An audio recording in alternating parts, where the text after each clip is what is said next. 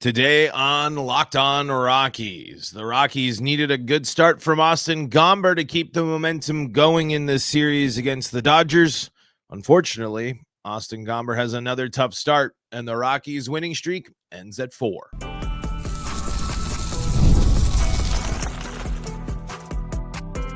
You are Locked On Rockies, your daily Colorado Rockies podcast, part of the Locked On Podcast Network, your team every day.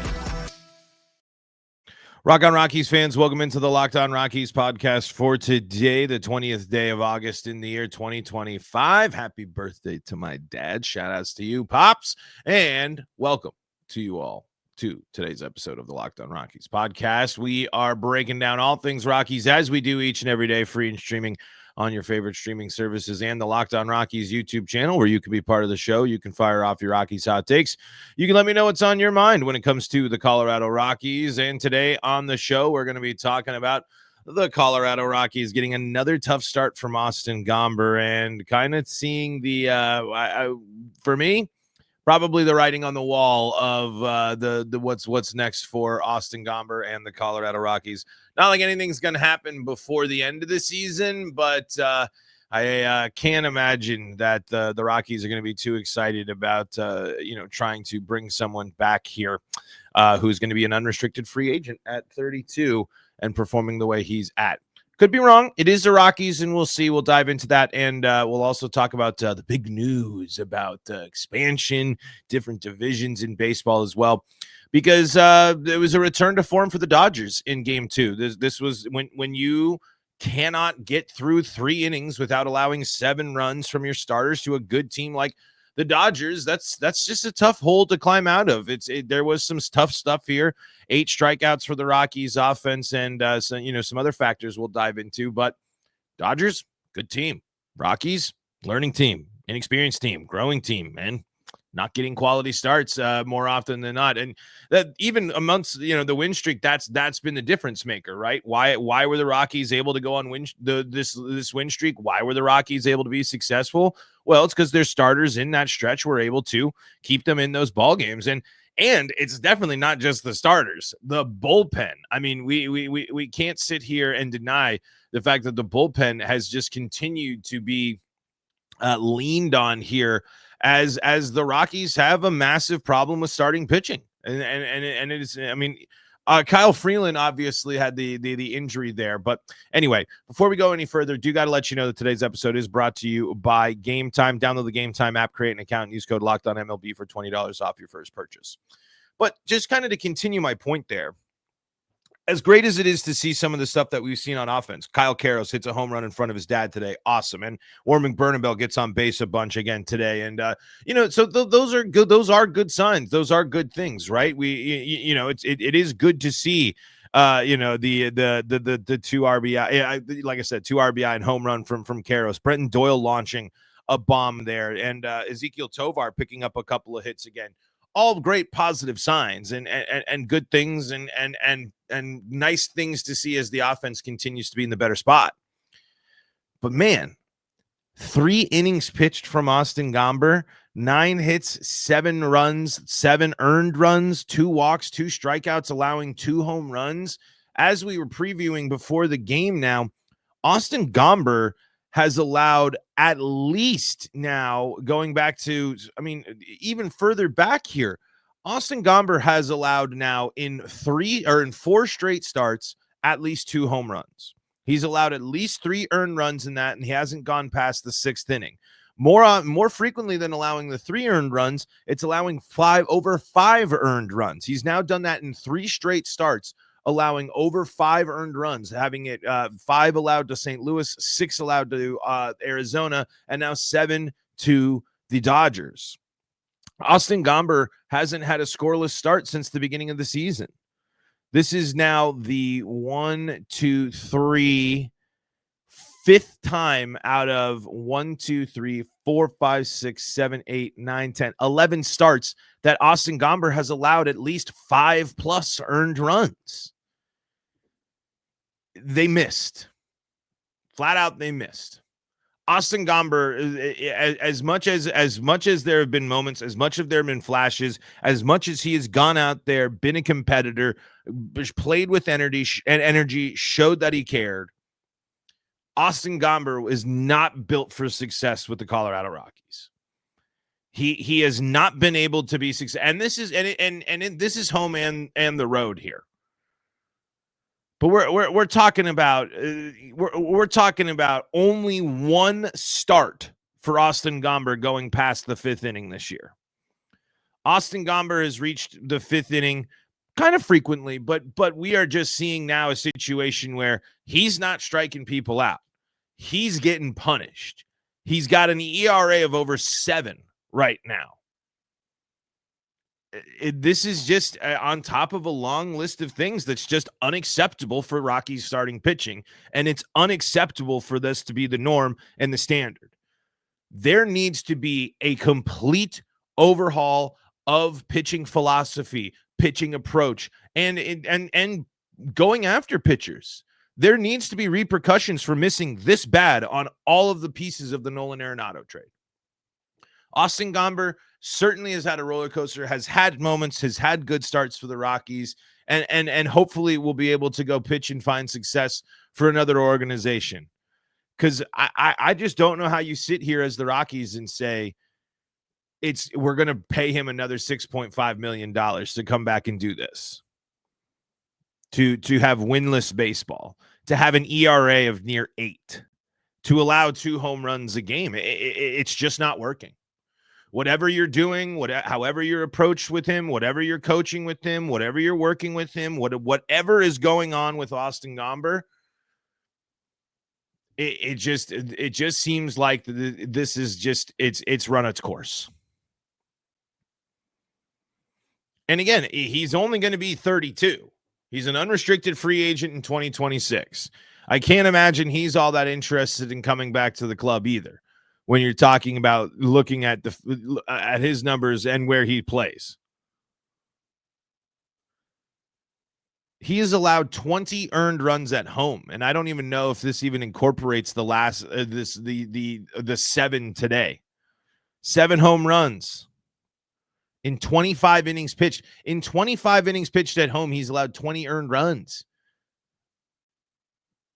I mean, that's just it just can't happen. Just plain and simple. It just cannot happen. This is a guy. These are the guys, like we mentioned, the easily one of the most disappointing parts of the season has been the poor performance of the Colorado Rockies starters. They overcommitted to these guys. I mean, and that even includes my guy Kyle Freeland.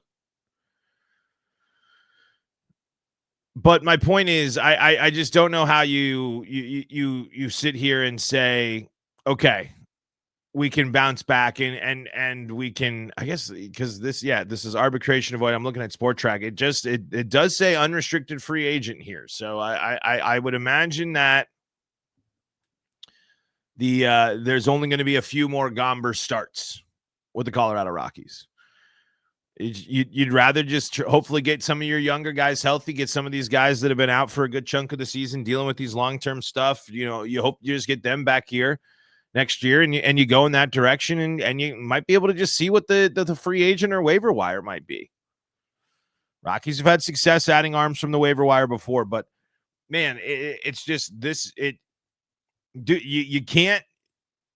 As much as the Rockies have played comeback, and the reason the Rockies have had to play comeback so much is because starters have been so disappointing. You're not going to come back from down 7 to the Dodgers after the first 3 innings. A crooked number in all 3 innings allowed. It's just that just can't happen. It's plain and simple. Especially, you know, when you're talking about going up against the lineup like the Dodgers. You know, these guys they're too good. They're really good. And that was one of the massive differences. I mean, that was the massive difference in this. So that's kind of really the breakdown. I mean, the pitching disappoints the Rockies. I wanted to actually read from Susie Hunter here on from Gorilla Sports. Let me read the tweet here. As we have to remind ourselves of, amidst all these starter struggles and amidst the struggle of my mic stand here. So if you're watching on YouTube or if you're listening to audio and you're like, what is going on? My mic stand is likes to fail on me from time to time. Okay, I wanted to read this real quick here. The Rockies bullpen threw a combined 105 pitches tonight. And this is after the Rockies bullpen had to pitch multiple innings in the day before. I mean, let's just real quick. I know, actually, let's take a break. Let's go back and let's look at just how deep Rocky starters have gone in games. And then we'll kind of talk about the big baseball news going on as well. It's coming up next on today's episode of Locked On Rockies. Before we do that, got to tell you about the folks that help make this show possible, and that includes Gametime. You've heard me talk about Gametime. I love Gametime. Gametime's gotten me into some of my biggest events of my recent past. Going out there, seeing big concerts, seeing concerts that I didn't think I had a chance of getting tickets for. And of course, when the All-Star game was in my neck of the woods, it got me to the All-Star game. It can get you where you want to go, because if you ever decided at the last minute to head to a ball game with friends or family, maybe it's game day and you suddenly realize you want to be in the stands, that's exactly where Gametime comes in. It's the easiest way to grab last-minute tickets without the stress. With the money you save on tickets, you can splurge on food, drinks, merch, or even invite a bigger group to come with you.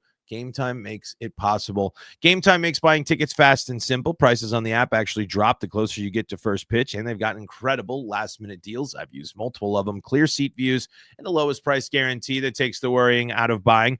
Gametime is the official ticketing partner of Locked On MLB, making it easier to browse the app for an exciting upcoming Major League Baseball game. Shohei Ohtani's on the bump for the going against the Rockies tomorrow at Coors Field. Maybe you need to get some tickets. I don't know. And you're going to know where you're going to sit because you get seat views of in the app before you buy. My favorite feature. So not only are you getting a great deal, you're going to know exactly where you're sitting and what to expect when you get to the venue. Take the guesswork out of buying tickets with Gametime. Download the Gametime app, create an account, and use code LOCKEDONMLB for $20 off your first purchase. Terms do apply. Again, create an account and redeem code LOCKEDONMLB for $20 off. Download the Gametime app today. Last minute tickets, lowest price guaranteed. Locked On Rockies here, back at it for a segment number 2 on today's episode of Locked On Rockies. And we were talking about how the Rockies bullpen threw 105 pitches in Tuesday night's loss to the Dodgers here. So now, in the last 2 starts, Rocky starters have gone a combined 7 innings. The Rockies now have had to turn to their bullpen before the 5th inning in back-to-back games against the Dodgers. Hill, Peralta, Mejia, and Vodnik getting the work in game number 1, and then Molina, Anderson, and Darnell getting the work here. Theirs. Molina comes in again. They all gave up an earned run in this game. But it's funny. If you just took away the Austin Gomber part, it's a tie ball game. The Rockies bullpen, far from perfect, wasn't able to get a lot of strikeouts, gave up some hits, but Molina went 3 1/3. Anderson went an inning and 2, threw 105 pitches. The Rockies needed their bullpen to eat up the game, and they did. And the Rockies offense, highlighted by one of the coolest things of the night, Kyle Karros hitting his first major league home run with his dad in attendance. Always, you got to love that type of stuff, right? Absolutely cool to see. And Brenton Doyle hitting an absolute nuke as well, as he continues to look even more comfortable and confident at the dish as he continues to impress in the second half of the season. But again, so we're talking about here another situation where over half the game the Rockies needed to turn to their bullpen. Let's go and see when the Rockies bullpen got involved in the finale against the Diamondbacks here. Senzatella goes 5 innings there. Luis Peralta doesn't even make it an inning. And then the Rockies use another, 5 pitchers to cover 4 innings worth of work. So now we're 3 games here, and the Rockies have not had a starter go past the 5th inning. And mind you, I know that going into the 5th or the 6th is kind of the norm for starters these days. But Chase Dollander, 4 2/3. So that means, again, more than half the game or close to half the game, the Rockies have relied on their bullpen.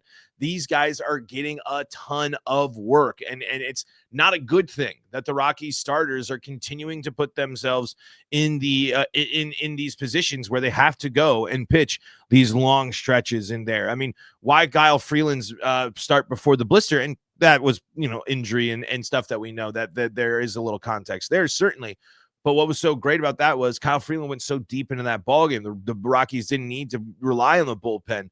There is going to be some wear and tear throughout the rest of the season if the Rockies continue to have to get 4 or 5 innings out of their bullpen every game in and game out. It's just they need more from their starters. It just flat out, plain and simple. As we've said multiple times, if we're looking for milestones, it should be the Rockies starters for the next month and a half.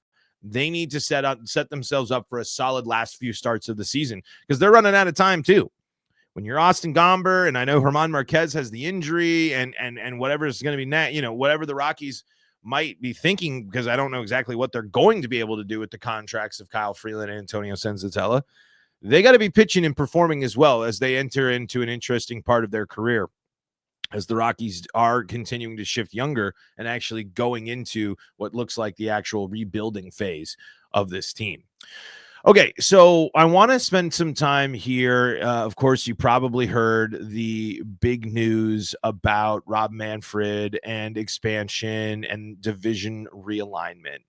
And it's such an interesting thing because I don't necessarily, I'm not a big business guy. I can't tell you the intricacies of what expansion and all these things mean. And I'm not going to lie either. I'm not necessarily like at my core a like baseball traditions guy where the sanctity of baseball and the divisions and the rules and the history and all this stuff.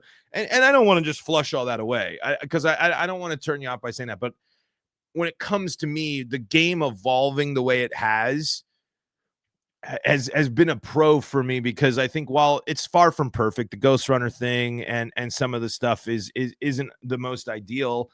I like universal DH. I like pitch clock and the increased pace of the game. I mean, and I like the banning of the shift. Because the other thing too is being a fan of an expansion team, of a team that doesn't have generations, decades of family, the lineage of family that goes way back with this team. I think that makes me, and I'm not trying to say that for you, I think it makes me a little bit more open to the change. It makes me a little bit more receptive to baseball going in different directions. And it seems like expansion and play teams, the A's and things, and some teams, maybe a team, or maybe I don't know if it's going to be multiple or what expansion actually looks like. Sounds like this might have been in the works for a bit, but selfishly, getting the Rockies out of the NL West would be awesome. It would be incredibly disappointing to have been for their existence the basically just the bottom feeder, the bottom of the barrel, that NL West constantly getting beat up, not winning an NL West. I don't necessarily know when this expansion and realignment would happen, but let's say it happens in the next 5 years. Do we have the Rockies winning the division in the next 5 years? Anything can happen. Anything can happen, certainly. But to go out the way the Rockies would go out if it happens sooner rather than later with the NL West is a bit of a bummer. Especially when you look at, I think it just makes the playoffs, it makes the loss to the Dodgers in the tiebreaker game, it makes the missed opportunities of the Rockies when they had their chances to go in. I think it makes it sting a little bit more. But as I've said multiple times on this show, you put the Rockies in the Central divisions, they're a different team. Their legacy, their history, their performance is different. They have more wins, they have more successful seasons, they're able to take things down. But just moving the Rockies isn't going to fix their problems. I do think, though, getting them out of these teams that have just dominated them and getting them against teams that have kind of had these up and down moments, or making it. I don't think it's crazy to want to make the teams travel less. And it's not like the Rockies are a team that has like the worst thing when it comes to their travel, especially with how many times they end up just in California or going to Arizona to California. I don't think the when you're talking the Mariners who've got to be flying coast to coast multiple times in the season and that type of stuff. I just don't know if that just makes me feel like the Rockies got it got an easy way out instead of like actually building up a team that can compete with some juggernauts of the league. Compete with some teams that I just feel like part of that as it'll go away real fast if the Rockies can consistently be a team that's in the hunt for the wild card, because they're able to play a division that's more in their realm. If they're able to play teams on the West Coast that they're more successful against and not have to only play the powerhouse loaded teams of the West Coast and the NL West. I think that this would be a situation here where it would be weird. It would be a weird change and a weird shift for a lot of stuff. But, when you're talking about the Rockies, regularly playing the Mariners, could it be the A's, whatever, it would be the A's probably with them being in Vegas, the San Francisco, Giants would probably be in there. It depends on would it just be a California super division or something like that? All the California teams playing each other, but, a possible expansion team in Utah or something like that. This would be an opportunity for the Rockies to really hit the reset button on everything on the franchise.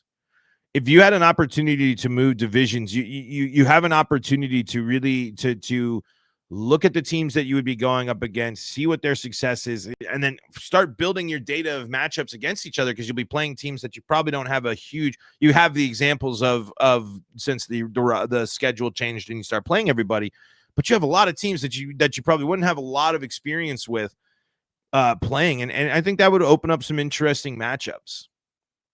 But there would just be a part of me that kind of just is like, dang, the Rockies really weren't good enough to be in the NL West. I mean, that would be hard to escape for me.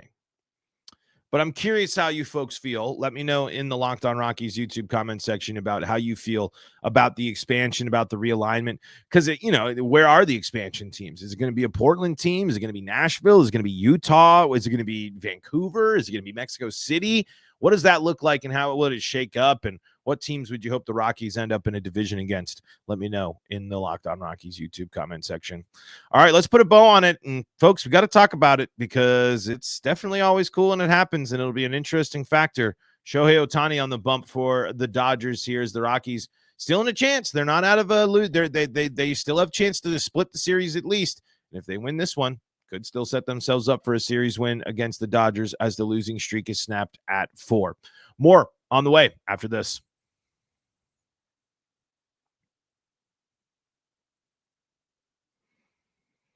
Locked On Rockies back with you here for segment number 3 on your Wednesday episode of Locked On Rockies. Like we said, really cool moment. Kyle Carrow's hitting that home run with his dad in attendance. And, man, the bullpen only allowing the 4 runs. And if the 4 runs the Rockies got there on there, it would have been a tie ball game if things went better to start the game. But now they have an opportunity to make a little noise. The internet certainly would love to see Shohei Ohtani get roughed up by the Colorado Rockies at Coors Field, but hasn't been he's a 0-0 win-loss record for Shohei, 3.47 ERA with a whip of 1.11 in 23 innings pitched, giving up 21 hits in that time. So it'd be great to see the Rockies offense be able to jump on there, get some hits. The big thing, though, that we'll have to watch, and I'm sure that Shohei, let's see how many, I'm assuming he doesn't go on much of he doesn't go super deep in games here. Let me double check here. Is ESPN actually giving me some trouble there? Looking like Shohei has not gone further than 4 1/3. Obviously, they'll probably be trying to ramp him up if he's in a bit of a groove against the Rockies. The big thing that can get him in the groove against the Rockies, the strikeouts here. Shohei so far this season here has 32 strikeouts on the season in 23 innings worth of work. So, that's some pretty darn good strikeout to inning ratio right there. Walks, the hit, the whip at 1.11, not a lot of traffic, not a lot of damage being done there. 5 walks, allowed the 2 home runs. So been tagged a couple of times here. But the strikeouts are going to be the key thing. Can the Rockies keep up with Shohei? Can they locate the pitches and actually, get the bat, put the ball in play like we were talking about? That was so important in that game 1. So that'll be key. That'll be the difference maker there. Like we said, still giving up some hits here for Shohei, but 32 strikeouts in that time. He's got the stuff. He can pump the gas. It's the Rockies hitters need to be ready to go. On the other side, like we said, Rockies need a good start, and Tanner Gordon, a guy looking to give them the start here. Last time out for Gordon, 5 innings pitched, only 5 hits there. Did allow the 3 earned runs, but that's a bounce back after allowing 17 earned runs in his previous 2 starts there against Arizona and Toronto. 2 strikeouts there in his last start and 1 walk. So it's going to be a big test for him. This is again for the Rockies youngsters, whether you be on offense or defense. This is the Dodgers. This is the cream of the crop. This is a World Series champion, a World Series contender. If you want to be great, if you want to be excellent, if you want to compete with the best, this is what you're going up against. This is the best. So this is a moment where you got to bounce back, and Tanner Gordon is certainly looking to shape up some of these numbers here. 3-5 win-loss record, 7.98 ERA, a whip of 1.8 over 38 innings pitched. He's allowed 60 hits in that time, 60 hits to the 38 innings there. And this is the Dodgers on offense. They know we saw them do damage in this game. They can certainly do the same there. 24 strikeouts, 9 walks, 5 home runs. So the Rockies leaning on a youngster here. They got to see if he's going to be ready and up for the challenge going up into this game 3. And what a moment!